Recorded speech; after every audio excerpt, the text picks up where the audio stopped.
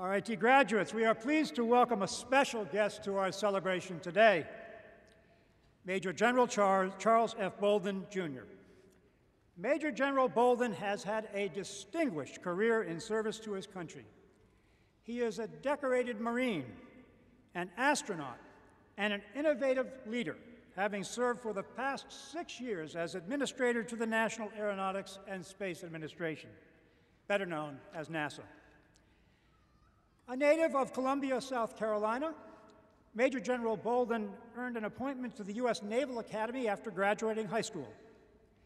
He earned a Bachelor of Science degree in Electrical Science and was commissioned a second lieutenant in the Marine Corps. He went on to become a naval aviator, flying more than 100 combat missions in North and South Vietnam, Laos, and Cambodia in the early 1970s. He earned a Master of Science degree in Systems Management from the University of Southern California. His 34-year career with the Marine Corps included 14 years as a member of NASA's astronaut office. He traveled to orbit 4 times aboard the Space Shuttle between 1986 and 1994, commanding 2 of the missions and piloting 2 others. His flights included deployment of the Hubble Space Telescope and the first joint U.S.-Russian shuttle mission, which featured a cosmonaut as the member of his crew. He retired from the Marine Corps in 2003 with a host of decorations, including the Defense Superior Service Medal and the Distinguished Flying Cross. There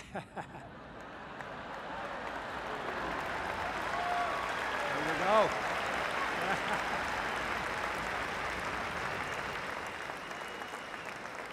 I don't know if you know this, but we arranged for the Blue Angels to have a special flyover for Major General Bolden. He was inducted into the U.S. Astronaut Hall of Fame in May 2006. In 2009, he was nominated by President Obama and confirmed by the U.S. Senate as the 12th Administrator of NASA, where he leads a nationwide team to advance the missions and goals of the U.S. space program. Under his leadership, NASA has accomplished an unprecedented landing on Mars with the Curiosity rover, launch of a spacecraft to Jupiter. He's enhanced the nation's fleet of Earth-absorbing satellites, continued progress towards the 2018 launch of the James Webb Space Telescope, the successor to Hubble, and last December launched and recovered the Orion Deep Space Crew Module, the first human-rated spacecraft to be developed for flight beyond low Earth orbit by any nation in more than 40 years. In light of all that he's achieved, it is an honor to confer upon Major General Bolden an honorary RIT degree. Please join me in giving a warm RIT welcome to Major General Charles F. Bolden. General Taker, Ms. Whitman, please come forward for the presentation of the Honorary Doctorate of Science.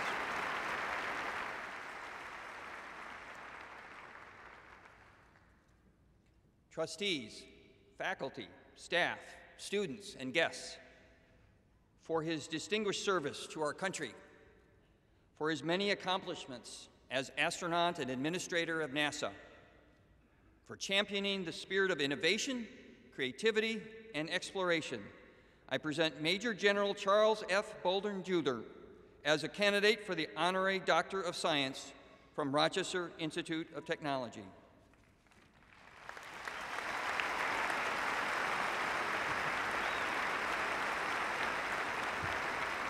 Major General Charles F. Bolden, you have dedicated your life to pursuing knowledge and applying that knowledge towards the advancement of our society. You have provided strong leadership and an innovative spirit in all you do.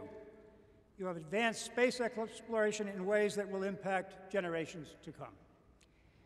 Major General Charles F. Bolden, Jr., by the authority vested in me by the Regents of the State of New York and the Board of Trustees of Rochester Institute of Technology, I now confer upon you the Honorary Doctor of Science as recommended by the faculty, with all the rights and privileges pertaining thereto, in recognition of which we now vest you with this hood and present you with this diploma.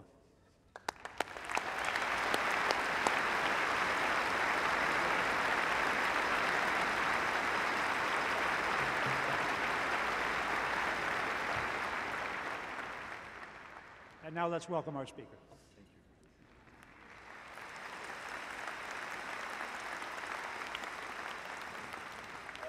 To President Dessler, the Board of Trustees, to the faculty, to the staff, and all of the parents and grandparents and aunts and uncles and cousins and children and friends who are here with us.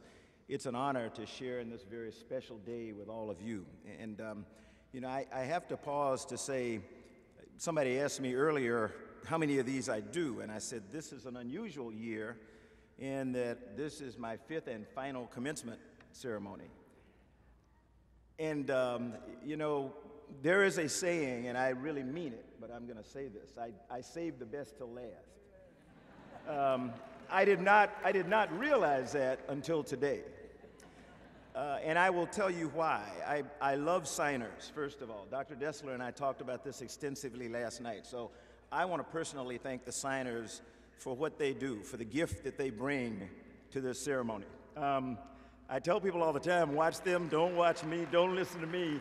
They're really exciting when you watch them. So thanks to the signers.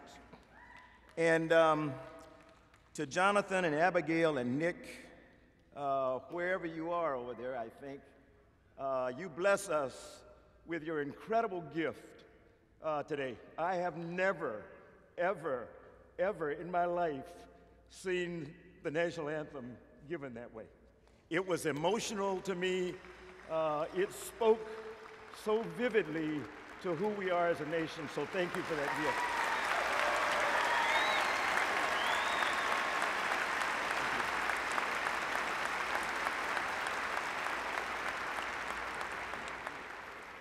And Ashley, as Dr. Dessler said, how do you follow you? This is absolutely incredible. So it is truly the perfect end of a commencement season for me.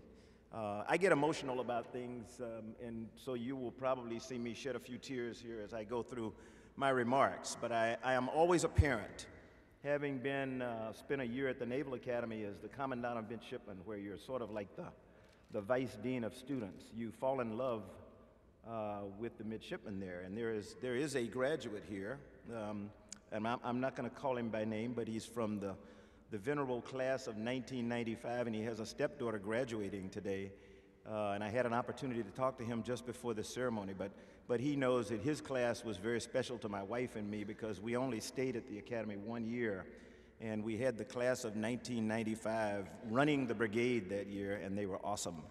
The class that we call our own was the class of 1998, and they were the plebes, so we kind of had the Academy and its 4,000 midshipmen sandwich with our favorite classes. But that's enough of that. To you, the class of 2015. And this is really my favorite part, no matter what else I say. Congratulations, you did it.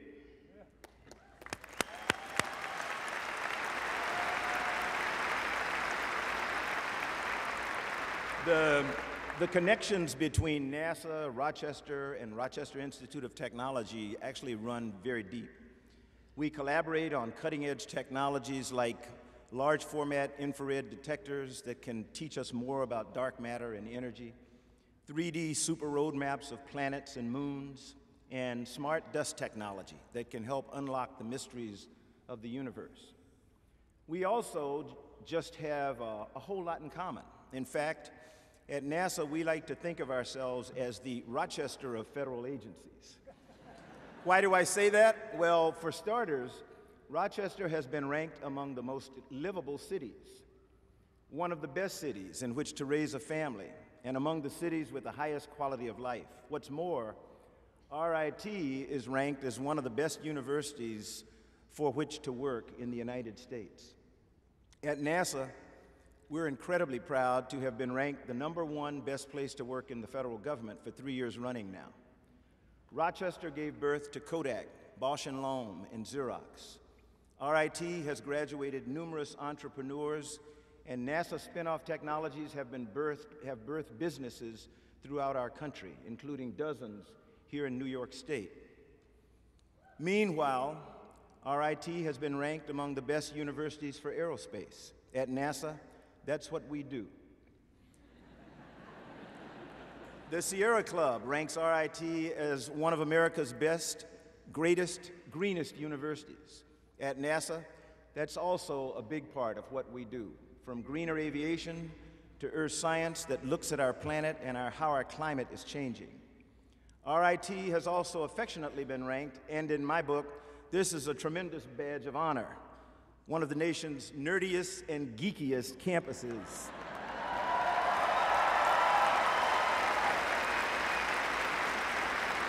At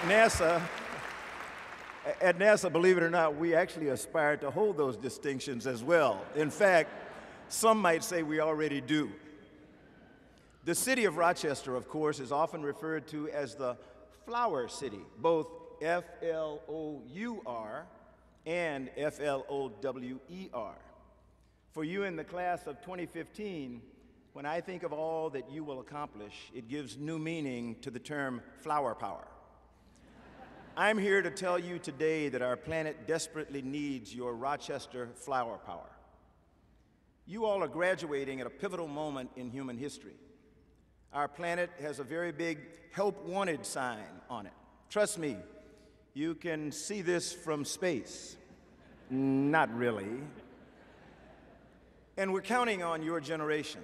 We're counting on you to cure the previously incurable, to tackle big challenges like climate change, to teach us to live as one people on this beautiful planet. And that's why I thought Dr. Dessler's remarks to you were so exceptional when he talked about the humanity of being a graduate of this fine institution. You noticed he didn't have a lot of technical talk. He talked to you about kindness and love, people. At NASA, we're the #1 place to work in the federal government because of our people. We're a people organization. Doesn't matter what kind of satellites we do. It doesn't matter how many rocket ships we launch. What matters is that we are an incredibly diverse and innovative group of people. And I think that's the message that your president gave you this morning, and that's why you're so special as you leave this great institution. You know, these are all great challenges, and if they sound a little intimidating, that's, well, because they are. Now, others might prefer to opt out of addressing the big challenges of these times. You don't have that luxury. You see, you're about to join a very special group of people who are doing some truly remarkable things across the world. This club, this very special club, is called RIT Alumni. Your fellow RIT alumni have founded companies and furthered the human spirit.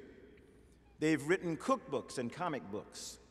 They're scientists, psychiatrists, photographers, professors, philosophers, designers, entrepreneurs, equestrians, MMA fighters, elected officials, teachers, service members, glass artists, parents, and pillars of their communities.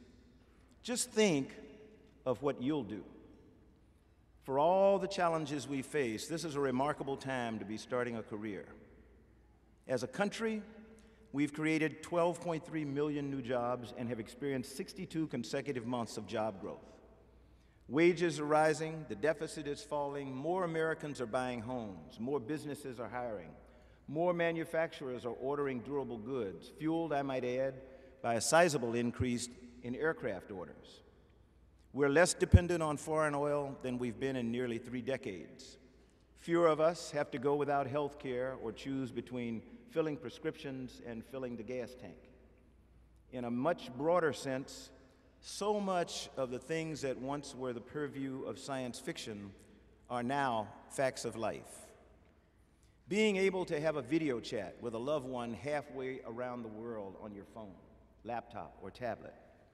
Watching a movie that's been beamed down to Earth via satellite.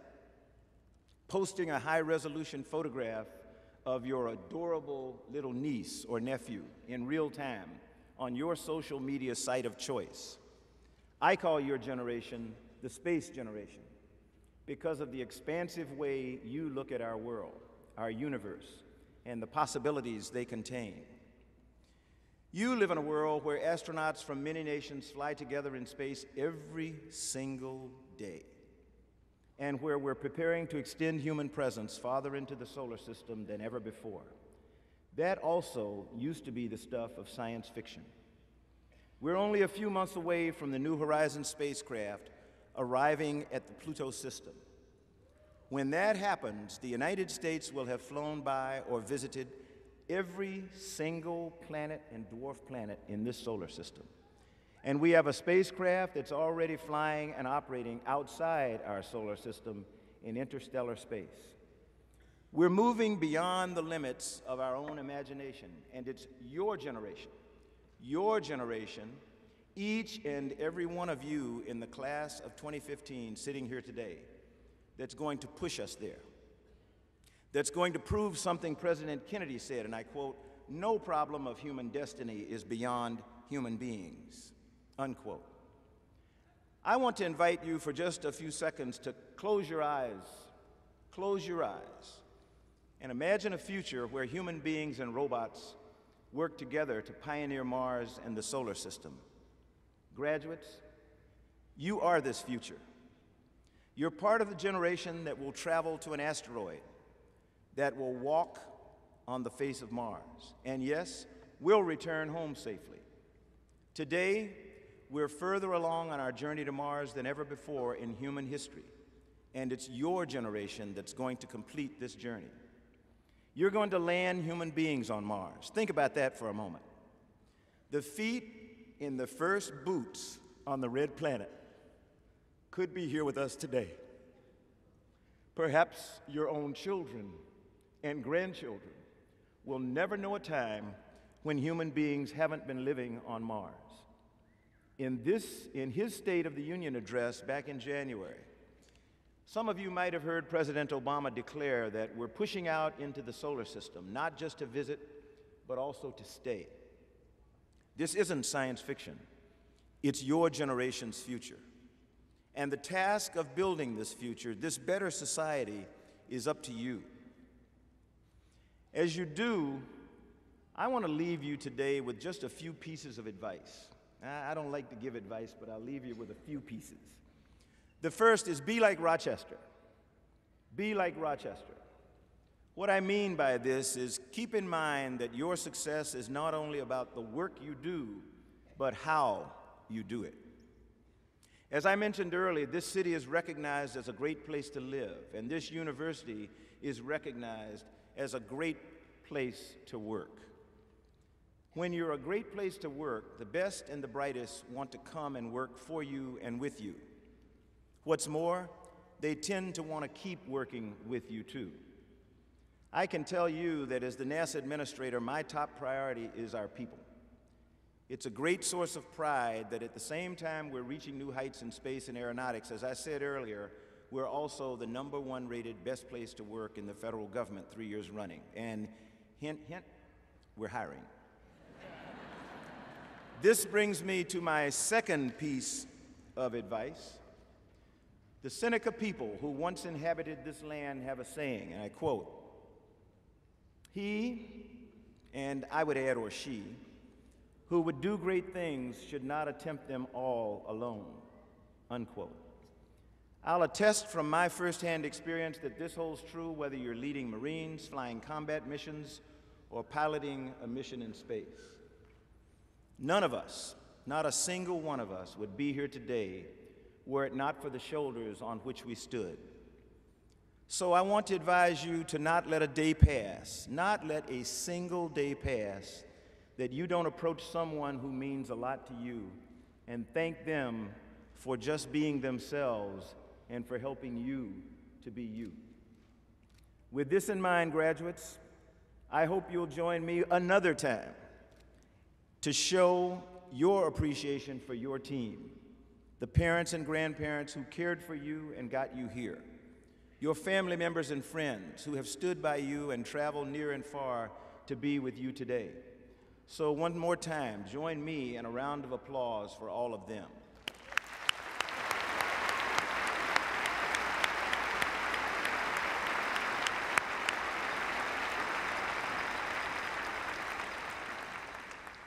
In my life, I've been blessed to go to space 4 times and to travel to nearly every corner of our planet.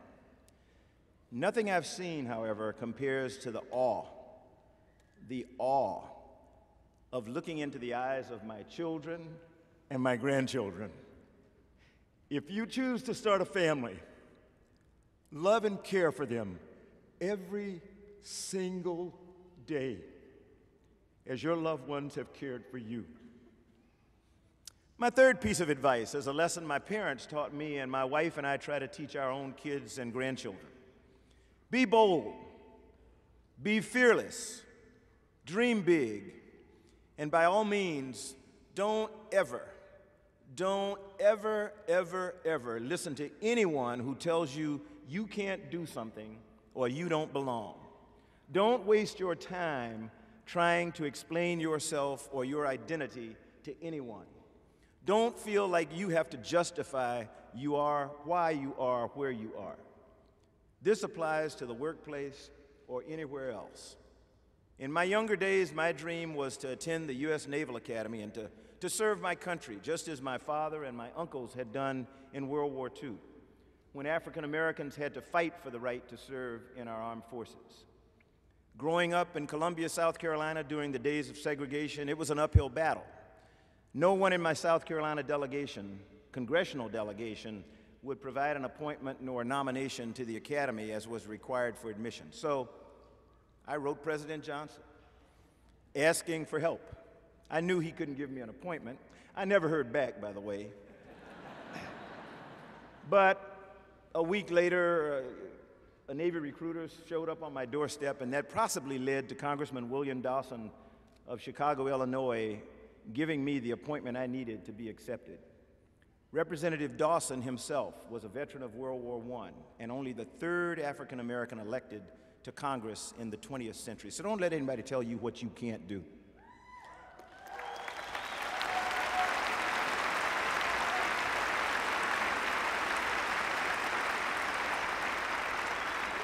It is quite humbling to me, and I'm always reminded of how strange things happen, but after having to fight just for the opportunity to be admitted to the Academy, my classmates there did me the honor of electing me class president. So I don't know what they were drinking on that day, but today, after a 34-year career in the Marine Corps, I have the honor of serving as the administrator of NASA under the nation's first black president. That does not come easy and does not, the significance is not lost on me. Now, when I say dream big, that doesn't mean you'll always know what the future holds. Growing up, I never conceived that someday I'd become a Marine Corps jet pilot, let alone a pilot of the space shuttle. When I finally made the decision to apply for the astronaut program, I was 34 years old, and I was serving as a Marine Corps test pilot. Before that, I had never even thought about being an astronaut. I figured it was just out of the question. The man who convinced me that I could become an astronaut was a fellow South Carolinian named Ron McNair, Dr. Ron McNair. I always refer to him as the late, great Dr. Ron McNair. Ron overcame obstacle after obstacle and went on to earn a PhD from MIT, to become a noted physicist, a highly accomplished jazz saxophonist, and a fifth-degree black belt in karate. Just a few things. Ron reached heights that most never would have thought possible, and in 1984, he reached even higher when he became the second African American to fly into space. So as I close, I want to share with you a few words from a proud son of Rochester named Joseph C. Wilson. 60 years ago, he bet the future and his father's company, Haloid, on a technology known as xerography. Out of this bet came a revolutionary new machine that changed the way the world does business, and a multi-billion-dollar company, Xerox. Speaking to new Xerox employees, Joseph said, and I quote, remember Dr. Dexler said change? Okay, this is a quote. Change will be a way of life for you. You will not be doing things tomorrow the way you're doing them today. We're seeking people who are willing to accept risks, who are willing to try new ideas, who have new ideas on their own, who are not afraid to change what they're doing from one day to the next or 1 year to the next, who welcome new challenges, who welcome new people, who welcome new positions, end quote. Class of 2015, Planet Earth is seeking just this sort of people as well. I, for one, firmly believe you're up to the challenge. As you seek to answer Earth's big help wanted ad, change will indeed be a way of life for you. No one can tell you for sure where our world is headed in the years to come.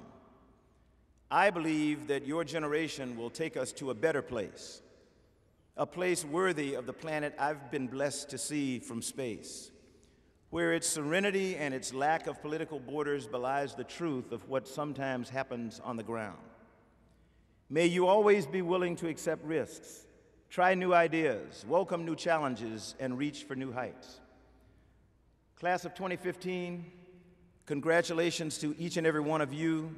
Godspeed, God bless you, and God bless America.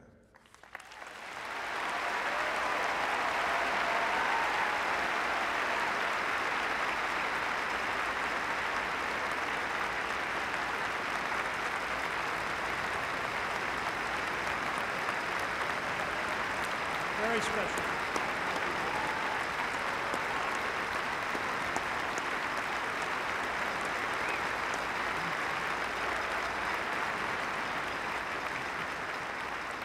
Thank you again, Major Bolden, for being with us today. It's truly been a pleasure to have you share this important day with our graduates and their families. As a token of appreciation, we have a gift for you. You can open it. RIT is a special place, and we take great pride in the work of our students. And this exquisite glass sculpture was created by Jake Pfeiffer, a graduate of our glass program in the School for American Crafts in the College of Imaging Arts and Sciences. Just beautiful.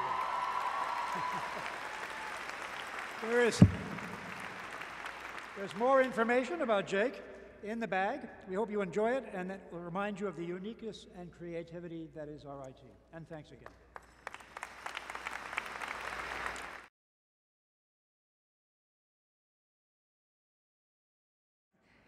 RIT graduates, we are pleased to welcome a special guest to our celebration today, Major General Charles F. Bolden, Jr. Major General Bolden has had a distinguished career in service to his country.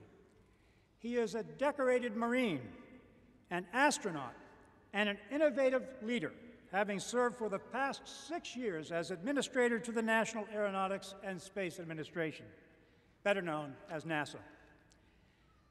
A native of Columbia, South Carolina, Major General Bolden left to Jupiter.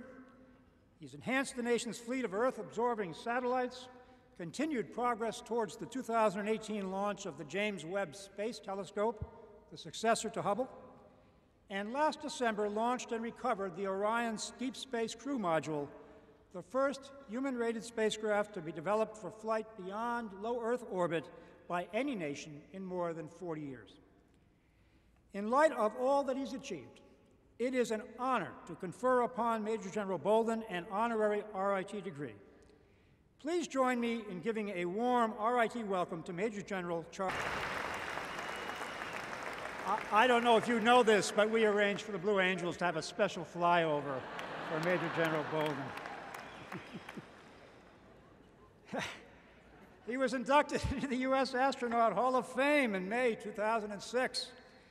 In 2009, he was nominated by President Obama and confirmed by the U.S. Senate as the 12th Administrator of NASA, where he leads a nationwide team to advance the missions and goals of the U.S. space program.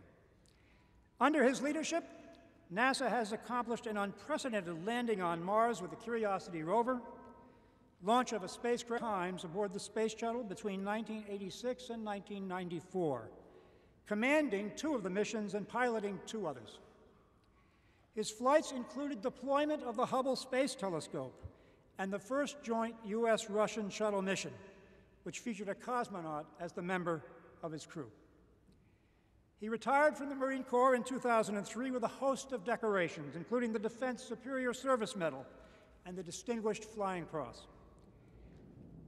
There